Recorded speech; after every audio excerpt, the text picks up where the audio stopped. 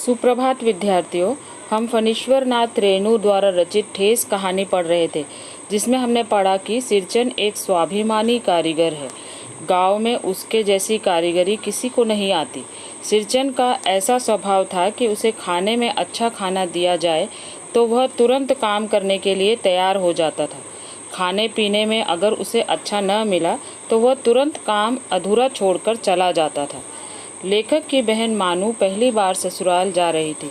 मानू के पति ने चीख यानी बांस की तीलियों का पर्दा और शीतल पाटियों यानी चटाइयों की मांग की थी, इसलिए सिरचन को बुलाया जाता है।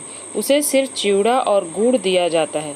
लेखक की माँ के कहने पर मझली भाभी उसके सामने बूंदिया सूप में फेंकती है। इस बात से सिरचन को गुस्सा आता है और वह उसके मायके पर व्यंग कसता है। इस पर माँ सिरचन को अपने काम से काम रखने के लिए कहती है। सिरचन को गुस्सा तो आता है, परंतु वह अपने काम में व्यस्त हो जाता है। चलिए आज आगे पढ़ते हैं। मानू पान सजाकर बाहर बैठक खाने में भेज रही थी। चुपके से पान का एक बीड़ा सिरचन को देती हुई इधर उधर देखकर बोली, सिरचन दादा, काम काज का घर है। 5 तरह के लोग 5 किस्म की बात करेंगे। तुम किसी की बात पर कान मत दो। कान न देना यह मुहावरा है, जिसका अर्थ है ध्यान न देना। सिरचन ने मुस्कुराकर पान का बीड़ा मुंह में ले लिया। चाची अपने कमरे से निकल रही थी। सिरचन को पान खाते देखकर अवाक हो गई। अवाक होना यह भी मुहावरा है, जिसका अर्थ है चकित हो जाना। सिरचन ने चाची को अपनी ओर अचरज से घूरते हुए देखकर कहा, छोटी चाची, जरा अपनी डिबिया का गमकौवा जर्दा खिलाना। गमकौवा इसका अर्थ है सुगंधित, जर्दा यानी तंबाकू, यानी गमकौवा जर्दा यानी सुगंधित तंबाकू। बहुत दिन हुए। लेखक की बहन सिरचन को सम्मान देती थी। वह पान सजाकर बैठक खाने में भेज रही थी। उसने इधर उधर देखा कि कोई देख तो नहीं रहा है और सिरचन को एक पान का बीड़ा दिया और कहा कि यह कामकाज का घर है। यहाँ बहुत तरह के लोग हैं, सबके अलग अलग स्वभाव है। तुम किसी की बात पर ध्यान मत दो। सिरचन ने पान का बीड़ा मुंह में ले लिया। सिरचन को पान खाते देखकर चाची आश्चर्य से उसे देखने लगी तो सिरचन ने चाची से गमकौवा जर्दा मांगा। गमकौवा जर्दा एक प्रकार का सुगंधित तंबाकू होता है। वह महंगा होता है। चाची कई कारणों से जली भुनी रहती थी सिरचन से। जली भुनी रहना यह मुहावरा है, जिसके अर्थ है गुस्से में रहना। गुस्सा उतारने का ऐसा मौका फिर नहीं मिल सकता। झनकती हुई बोली, झनकती हुई है ना, गुस्से से बोली, तुम्हारी बड़ी हुई जीभ में आग लगे। घर में भी पान और गमकौवा जर्दा खाते हो, चटोर कहीं के। मेरा कलेजा धड़क उठा। कलेजा धड़कना मुहावरा है, जिसका अर्थ है डर जाना।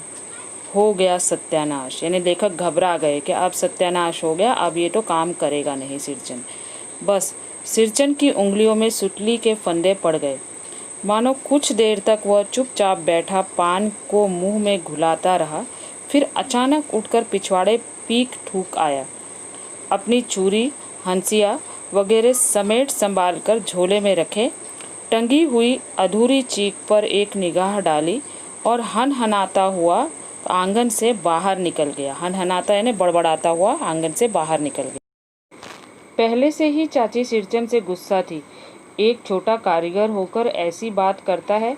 चाची को गुस्सा उतारने का अच्छा मौका था, इसलिए गुस्से से उसने सिरचन से कहा कि तुम्हारे घर में क्या गमकौवा जर्दा खाते हो? तुम्हारी जीभ में आग लगे। तुम्हारे मांगने की हिम्मत कैसी हुई, चटोर कही के। उनकी बातों को सुनकर लेखक डर गए। सिरचन स्वाभिमानी था, यह लेखक जानते थे, इसलिए उन्होंने सोचा कि अब तो सत्यानाश हो गया। जरूर सिरचन को इस बात का बुरा लगेगा। लेखक की जो आशंका थी वह सत्य हो गया। सिरचन अपने हथियार उठाकर काम अधूरा छोड़कर वहां से चला गया। मानू कुछ नहीं बोली, चुपचाप अधूरी चीख को देखती रही। सातों तारे मंद पड़ गए। माँ बोली, जाने दे बेटी, जी छोटा मत कर मानू, मेले से खरीद कर भेज दूंगी। जी छोटा करना मुहावरा है, जिसका अर्थ है निराश होना। मानू कुछ भी नहीं बोल सकी। उसे अपने ससुराल में चीख और शीतल पाटी लेकर जाना था, परंतु सिरचन तो अधूरा काम छोड़कर चला गया था। माँ ने मानू को समझाते हुए कहा कि तू निराश मत हो, मैं मेले से खरीद कर दे दूंगी। मैं सिरचन को मनाने गया, देखा एक फटी हुई शीतल पाटी पर लेटकर वह कुछ सोच रहा है। मुझे देखते ही बोला, बबुआ जी अब नहीं, कान पकड़ता हूँ, अब नहीं। मोहर छाप वाली धोती लेकर क्या करूँगा, कौन पहनेगा? ससुरी खुद मरी, बेटे बेटियों को ले गई अपने साथ। बबुआ जी, मेरी घरवाली जिंदा रहती तो मैं ऐसी दुर्दशा भोगता? यह शीतल पाटी उसी की बुनी हुई है। इस शीतल पाटी को छू कर कहता हूँ, अब यह काम नहीं करूँगा। गांव भर में तुम्हारी हवेली में मेरी कदर होती थी, कदर यानी इज्जत। अब क्या? मैं चुपचाप वापस लौट आया। समझ गया कलाकार के दिल में ठेस लगी है, वह नहीं आ सकता। ठेस लगना मुहावरा है जिसका अर्थ है दुखी होना। लेखक सिरचन को मनाने गए।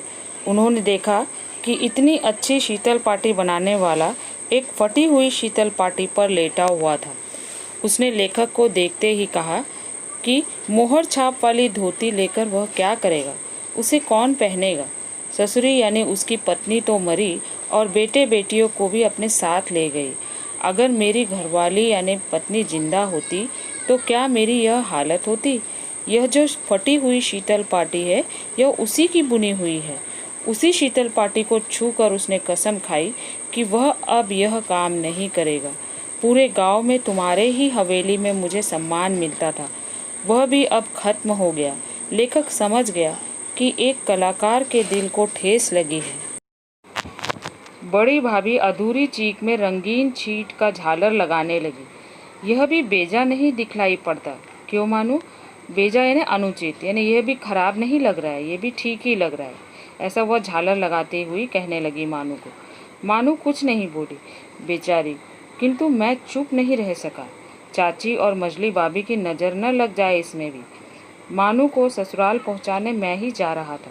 स्टेशन पर सामान मिलाते समय देखा मानू बड़े जतन से अधूरी चीख को मोड़ कर लिए जा रही है अपने साथ। मन ही मन सिरचन पर गुस्सा हो आया। चाची के सुर में सुर मिलाकर कोसने को जी हुआ। कामचोर, चटोर। बड़ी भाभी अधूरी चीख को रंगीन झालर लगाते हुए मानू को समझाने लगी। यह भी बुरा नहीं दिख रहा है। मानू कुछ नहीं बोली। लेखक को भी अच्छा नहीं लगा था सिरचन के प्रति चाची का व्यवहार। इसलिए लेखक ने यह ताना मारा कि अब चाची और मजली भाभी की नज़र इस चीख को भी न लग जाए, क्योंकि सिरचन को मजली भाभी और चाची ने ही अपमानित किया था। मानू को ससुराल पहुंचाने का काम लेखक को ही सौंपा गया था।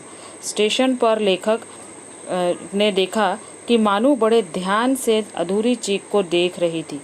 अपनी बहन की उदासी देखकर लेखक मन ही मन सिरचन पर गुस्सा हो आया और जैसे चाची सिरचन को कामचोर और चटोर कहती थी, वैसे ही लेखक को कहने की इच्छा हुई। गाड़ी आई। सामान चढ़ाकर मैं दरवाज़ा बंद कर रहा था कि प्लेटफॉर्म पर दौड़ते हुए सिरचन पर नज़र पड़ी। बबुआ जी, उसने दरवाजे के पास आकर पुकारा। क्या है? मैंने खिड़की से गर्दन निकालकर झिड़की के स्वर में कहा।